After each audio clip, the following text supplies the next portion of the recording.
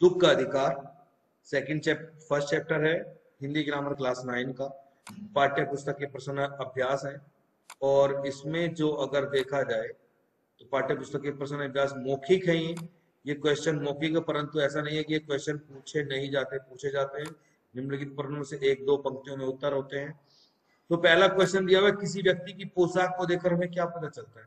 सीधा सीधा पता चलता है एक वेशभूषा हमारी औकात, हमारी स्थिति, हमारी वैल्यू, हमारी पोजीशन को बदल के रख देती है। राइट? हमें एक अच्छी पोशाक देख करके हमें उसका दर्जा और उसके अधिकारों का ज्ञान हो जाता है। हम कितने बड़े अधिकारी से बात कर सकते हैं। सेकंड क्वेश्चन है, खरबूजे बेचने वाली स्त्री से कोई खरबूजे क्यों नहीं खरीद रहा था? सीधी सीधी बात है, खरबूजे बेचने वाले अपने पुत्र की मौत का एक भी दिन नहीं मना पाई, क्योंकि वो इतनी गरीब थी। उसको अपने बेटे का, उसका बेटा गुजर चुका था, तो उसके लिए उसको क्या जरूरत, किसकी जरूरत थी? उसको कफन की जरूरत थी, और कफन के लिए पैसा लगता है, और उसके घर में क्या है? कफन खरीदने के लिए पैसा नहीं है, तो उसको तो बाजार जाना पड़ेगा। इसलिए बेटे के टूटे हुए खरबूजे उठा करके बाजार में बेचने चली आई थी। परंतु क्या है, सूतक वाले घर से, यानी जिसके घर में गुजर जाए कोई या मृत्यु हो जाए तो उसका सूतक बोलते हैं, यानी अशुद्धिकरण घर। तो धर्म भ्रष्ट होने से उसको सता रहा था, इसलिए कोई खरबूजे उससे नहीं खरीद रहा था। उस स्त्री को देख करके लेखक को कैसा लगा बताओ? एक लेखक की बात की जाए, राइटर की बात की जाए, राइटर भी उसके पास नहीं जा रहा है। क्यों नहीं जा रहा है?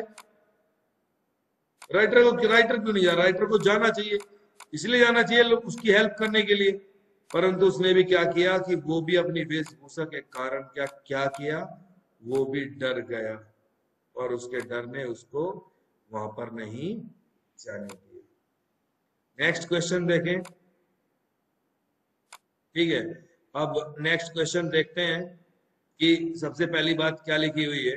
नेक्स्ट क्वेश्चन में एक चीज और मैं बता देता हूं कि इसमें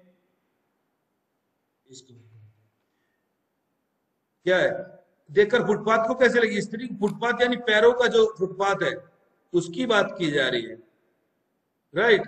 मन में इतना दर्द हो उठा कि इसके दुख को जानने के लिए बेचैन हो उठा।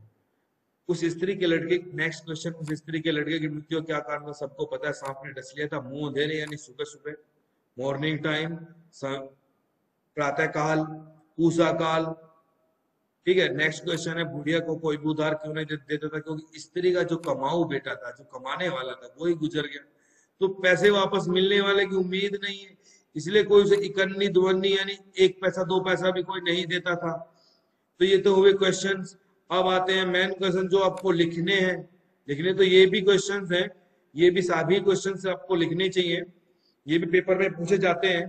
पर नेक्स्ट क्वेश्चन है, मनुष्य के जीवन में पोशाक का क्या महत्व है? मनुष्य के जीवन में पोशाक का बहुत महत्व है। सबसे पहले पोशाक ही मनुष्य को सामाजिक आर्थिक स्थिति दर्शाती है। पोशाक ही मनुष्य में भेद उत्पन्न कर देती है। पोशाक ही उसे क्या करती है? आदर का पात्र बनाती है, नीचे झुकने से भी रोकती है। आपने अच्छे कपड़े पहन ले, बड़े से बड़े इंसान से मिल सकते हैं। अब पोशाक हमारे लिए कब बंधन और कब अड़चन बन जाती है? अगर हमने अच्छे कपड़े पहन लिए तो कम हैसियत रखने वाले मनुष्य के साथ बात करते हैं तो हमारी पोशाक हमें ऐसा करने से रोक देती है। क्यों? क्योंकि हम स्वयं को बड़ा मान बैठते हैं, हम तो बहुत बड़े हैं।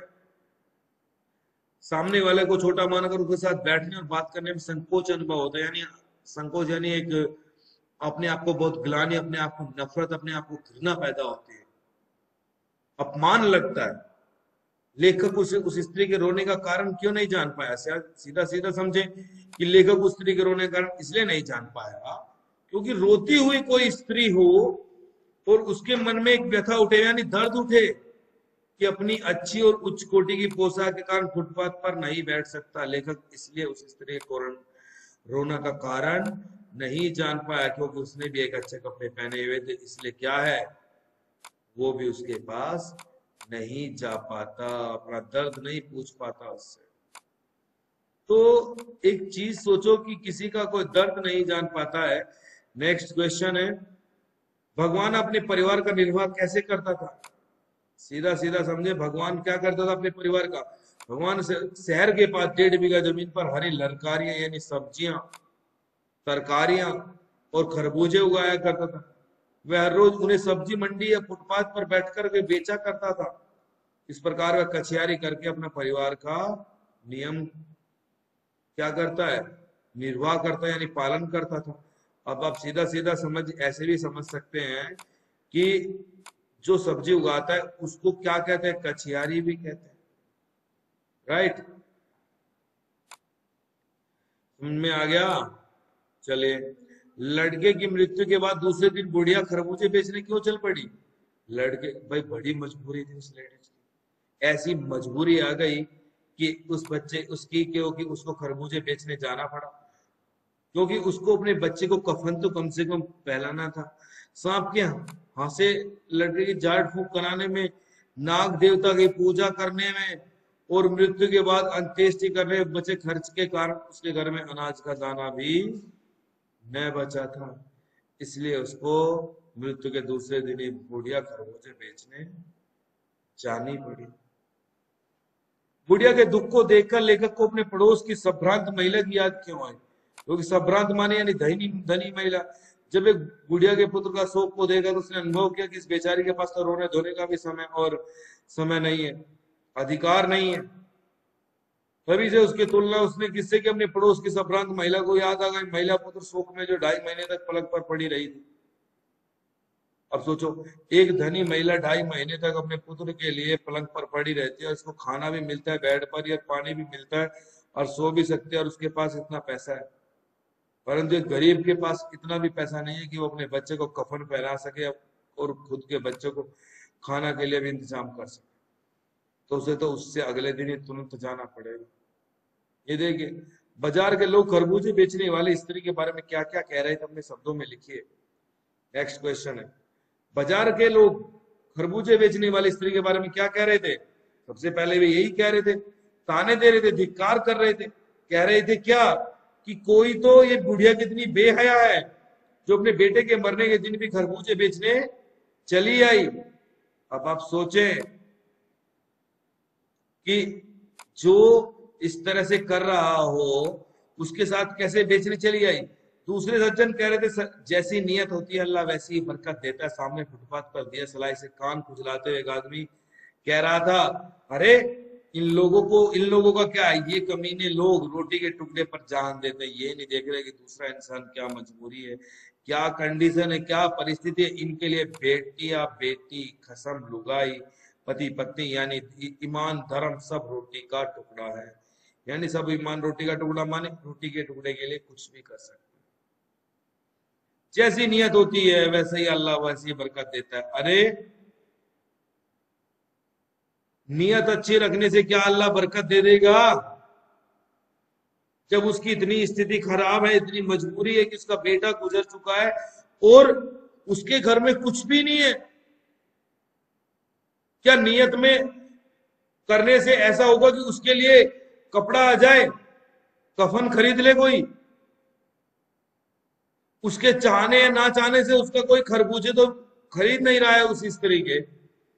तो ये इंसानियत की बात होती है। इंसानियत आज भी 20% लोगों में जिंदा है, यही माना जाता है, पर आज भी जिंदा है जिसकी वजह से देश चल रहा है, इसकी वजह से पूरा दुनिया चल रही। नेक्स्ट क्वेश्चन देखिए, पास पास पड़ोस, ठीक है, पास पास पड़ोस का नेक्स्ट क्वेश्चन देख लेते हैं इसको भी। पास पड़ोस की दुकानों से पूछने पर लेखक को क्या पता चला? लेखक को पता चला, आस पास पड़ोस में जब कोई पूछेगा तो उसको सीधा सीधा ये भी तो पता चलेगा, क्या चलेगा, कि बुढ़िया का एक जवान बेटा था, भगवाना, उसका नाम भगवाना था। वह 23 साल का था। शहर के पास क्या था, 1.5 बीघे जमीन पर सब्जियां उगाकर बेचा करता था। सुबह सवेरे का वर्ड आया है, ठीक है। वे पके हुए खरबूजे, सुबह सवेरे का वर्ड देख, मैं बता दूं फिर से कि सुबह सवेरे, मुंह अंधेरे, इस वर्ड का सुना अर्थ है सुबह सवेरे। मैंने बताया था वैसे मॉर्निंग टाइम।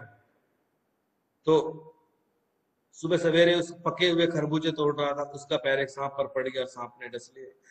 सांप हो, बिजली हो, खरबूजा हो, सांप हो, बिजली हो, बिच्छू हो, ततैया हो, पड़ते ही पैर खा लेते हैं।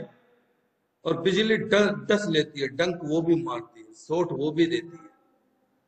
इस दुनिया में हर चीज का डुप्लीकेट बन गई, परंतु बिजली का डुप्लीकेट आज भी नहीं है। बिजली जनरेटर वाली हो या कैसी भी हो, करंट दोनों देती है।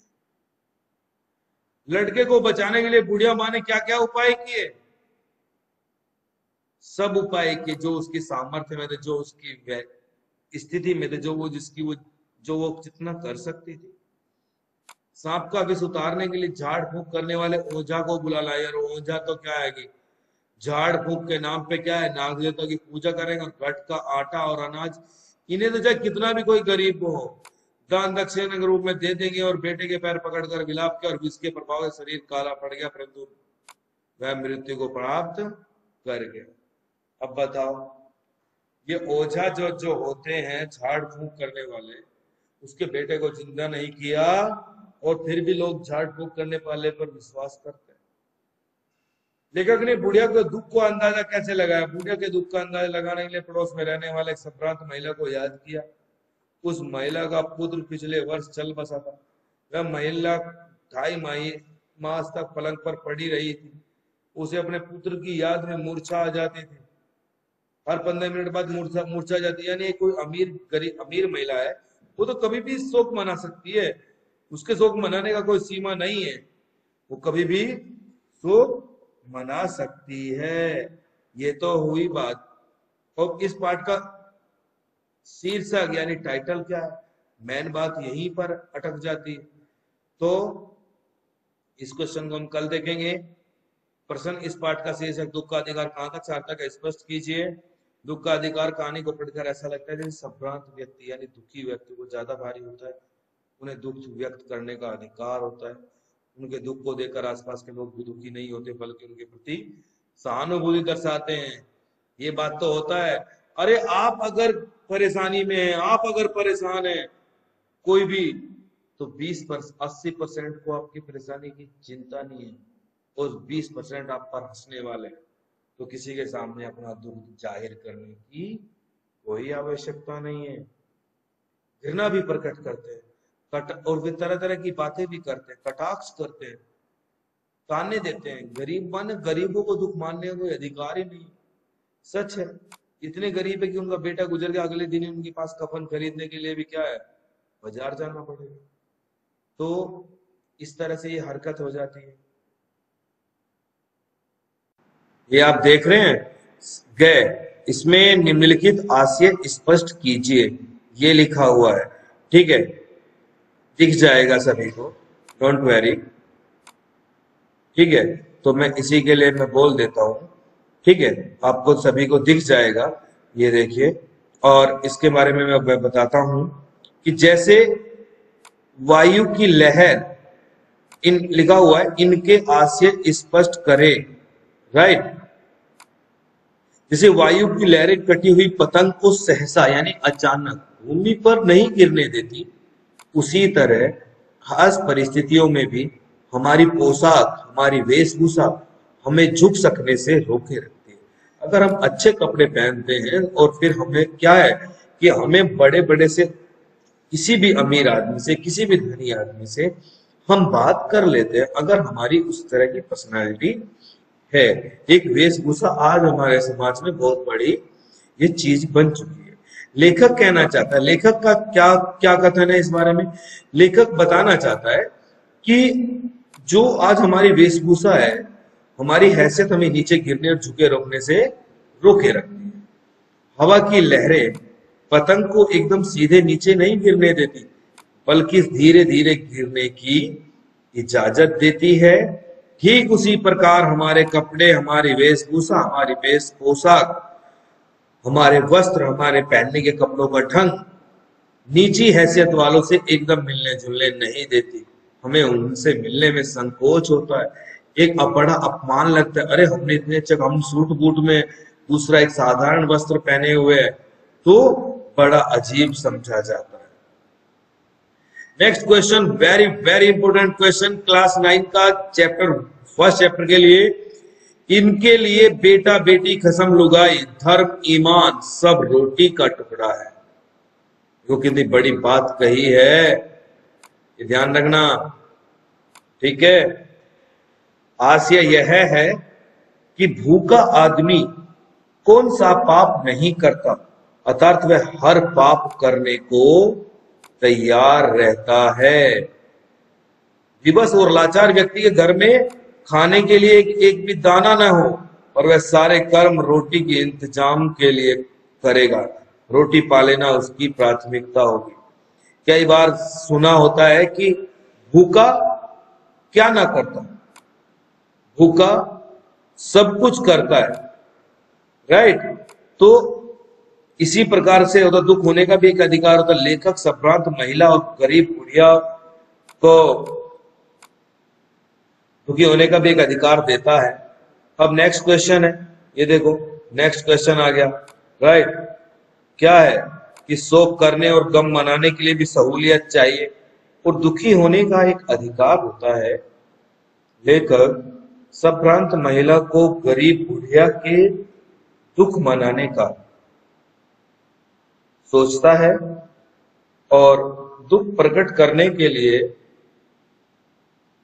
दुख के दिनों में काम चल जाए, डॉक्टर उसकी सेवा करे, उस पर घर के बच्चों के भरण पोषण की जिम्मेदारी ना हो, ताकि वो आराम से अपने पुत्र का, अपने परिवार संबंधी का, किसी का शोक मना सके, ठीक है।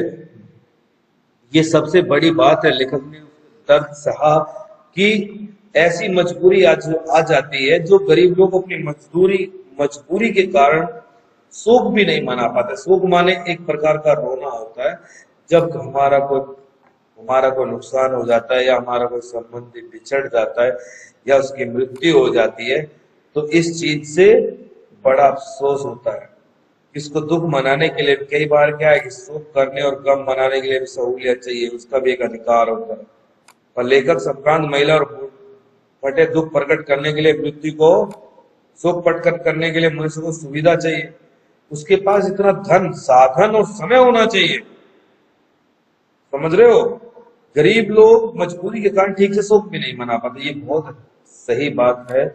उनकी ये बात हकीकत है कि वे बेचारे इतने गरीब होते हैं, उनको उनके घर में कोई गुजर जाएगा, मर जाएगा, तो उससे अगले दिन उसके लिए कुछ अपना खाने पीने का इंतजाम करने के लिए, परिश्रम करने के लिए बाध्य हो जाते हैं। सूतक क्या है? समाज में इसके प्रति धारणा फैली है। दुख का अधिकार पाठ के आधार पर स्पष्ट करें। जितना बड़ा क्वेश्चन नजर आ रहा है उससे ज्यादा आपको लंबा क्वेश्चन आंसर देना होगा, और वो भी एक सही वे में आकर के। ऐसा नहीं कर सकते आप पॉइंट ऑफ व्यू में गलत पहुंच जाए।